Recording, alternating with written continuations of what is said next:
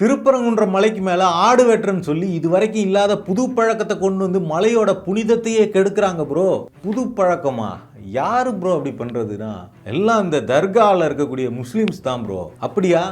இதுவரைக்கும் இல்லாத புது பழக்கமா அது? சங்க இலக்கியத்தில் திருப்பரங்குன்றம் பற்றி என்ன சொல்லியிருக்குதுன்னு பார்ப்போமா?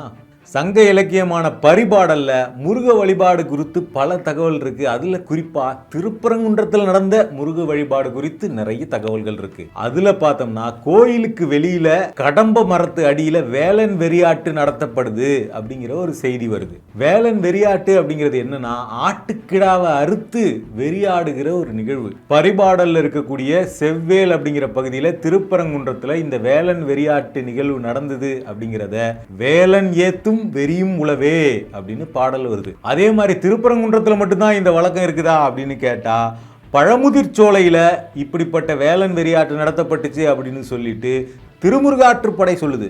சிறுதினை மலரோடு விரைமறி அறுத்து அப்படின்னு ஆட்டை அறுத்து செய்யப்படுகிற வேலன் வெறியாட்டு பத்தி திருமுருகாற்றுப்படை பாடுது. ஸோ முருகன் அப்படிங்கிறவர் குறிஞ்சி நில மக்களினுடைய தெய்வமா இருந்ததுனால அடிப்படையிலேயே அவர் ஒரு வேட்டை தெய்வமாக இருந்திருக்கிறார். அதனால வேட்டை தெய்வமான முருகனுக்கு ஆட்டை அறுத்து பலியிட்டு வேண்டுதல் கேட்பது அல்லது குறி கேட்பது அப்படிங்கிறதெல்லாம் வழிபாட்டு மரபாக தமிழர்களிடையே இருந்திருக்குது. ஸோ இப்போ அடுத்தது நம்ம சிக்கந்தர் தர்கா விஷயத்துக்கு வருவோம். சிக்கந்தர் தர்காவில் இப்போதான் புதுசா ஆடு வெட்டுறன்னு கிளம்புனாங்களா அப்படின்னு கேட்டா பல ஆண்டுகளாகவே இந்த மலை மேல கந்தூரி கொடுக்கிறது அப்படிங்கிறது நடந்துகிட்டு தான் இருக்குது. கந்தூரி அப்படின்னா நேர்த்தி கடனா ஆட்டை வந்து பலி கொடுக்கிறது. இந்த தர்காவுடைய பழைய போர்டு ஒன்று இருக்குது. அந்த போர்டுல பார்த்தோம்னா தெளிவா வந்து மலைக்கு மேல் கந்தூரி நடத்தப்படும் அப்படின்னு போர்டுலேயே போட்டிருக்காங்க. அது மட்டும் இல்லாம திருப்பரங்குன்றம் பகுதியில பரமசிவன் அப்படின்னு 71 வயதான ஒருத்தர் இருக்கிறார். அவரு கோர்ட்லயே இது சம்பந்தமா ஒரு அபிடவிட் தாக்கல் பண்ணியிருக்கிறார். அதுல அவர் என்ன சொல்லியிருக்கிறார்னா இந்த 71 வயது பரமசிவனுடைய அப்பா அவர் தான் போயிட்டு இந்த கந்தூரி கொடுக்கும் போதெல்லாம் மேலே போயிட்டு ஆட்டு தோலை உருக்கிற பணியை செய்வார்.